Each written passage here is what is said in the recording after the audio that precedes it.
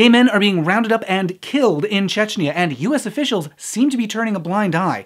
A European court just ruled against the mandatory sterilization of trans citizens, but the practice will continue indefinitely.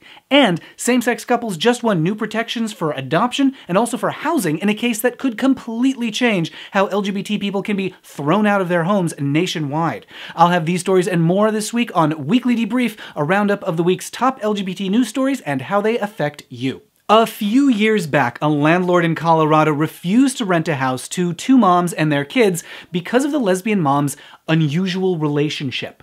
Most states allow landlords to turn tenants away or evict them because they're queer, but those two moms sued, and now a US district judge has ruled that federal housing protection, which already covers race and gender, should also include sexual orientation. This is the first time a court has ever ruled that LGBT people are protected by the federal Fair Housing Act, and if the ruling stands, it means protection for literally millions of people across the country who may not even know that they can be evicted from their homes at any time. And that's not the only recent victory. In Nebraska, a court just ruled that banning same-sex couples from adopting is indistinguishable from a sign reading "whites only" on the hiring office door.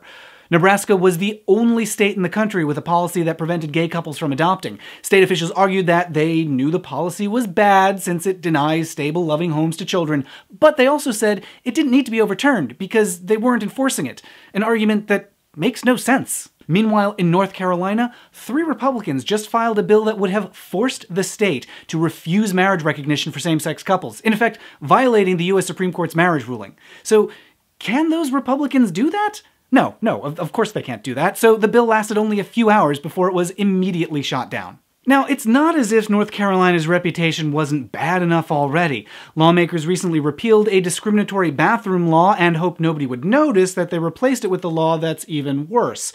But people did notice, and now various cities and states have banned the use of taxpayer money to travel to North Carolina, and that includes state schools and sports teams. Now, the teams could find a loophole in the travel bans, like getting private funding to travel to North Carolina. So, will collegiate sports take a stand against discrimination or pretend everything's just fine in North Carolina? We'll soon find out. Internationally, the European Court of Human Rights just issued a ruling against the ongoing sterilization of trans citizens that's legally required in 22 European countries. That's right.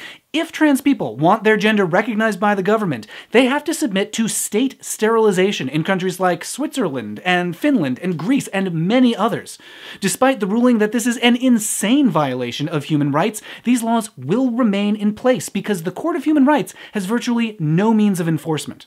And it gets worse. In Chechnya, security forces have begun rounding up gay men, beating them, and then inviting their families to kill them.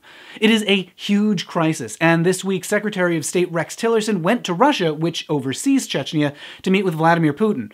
Human rights groups were hoping that they would talk about the abuses in Chechnya, but there's no sign it was ever on the agenda, and no sign anything has changed on the ground. It's very disappointing to see the US turning a blind eye here, but also not a huge surprise. In the past, Vice President Mike Pence has tried to block the State Department from intervening in similar violence against LGBTs abroad. So, is there anything that regular citizens can do?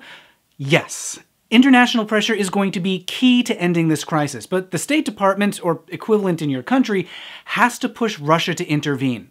So far, the State Department's only issued a brief statement, but Amnesty International is pushing the US to do more. So, this week's action item.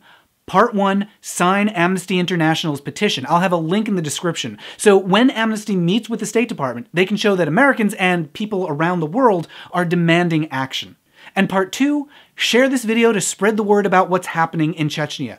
Part of the problem is people just don't know what's going on, and the situation won't improve until word gets out. So share this video so that people know how they can help end the kidnapping and killing of gay men in Chechnya. You can also follow me at Matt Baum on Twitter. I'll be keeping a close eye on the situation and issuing updates. Subscribe here on YouTube to stay up to date, check out my other videos, and I'll debrief you next week.